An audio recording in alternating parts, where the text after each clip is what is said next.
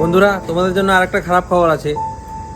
এটা হচ্ছে মানে ভাগ্যটা এতটাই খারাপ যে আগে যখন রেস্টুরেন্টটা চালু করেছিলাম তখন সেরকম কাস্টমারই ছিল না। 8 মাস পুরো মানে খালি ছিল রেস্টুরেন্ট, একদমই কাস্টমার ছিল না। আর আজ দেখো, তোমাদের ভালোবাসায় এতটাই কাস্টমার হয় যে আমি সময়ই পাচ্ছি না। ঠিক আছে, তো এবার মেন সমস্যাটা হচ্ছে গ্যাসের। কিছুদিন গ্যাস পেয়েছিলাম, এবার আবার গ্যাস পাচ্ছি না। জানি না কবে ঠিক হবে এসব। মানে খুবই খারাপ সিচুয়েশনে আছি এখন। কিছু গ্যাস আছে আমার কাছে, সেগুলো দিয়ে আর কি ডোসাটা আবার চালানোর চেষ্টা করবো। ব্যাপারটা হচ্ছে চাইনিজে প্রচুর গ্যাসের প্রয়োজন হয়, তো জানি না কোথা থেকে ম্যানেজ হবে কি আদৌ হবে না জানি না। এই মহামারী কতদিন চলবে, যুদ্ধ কতদিন চলবে।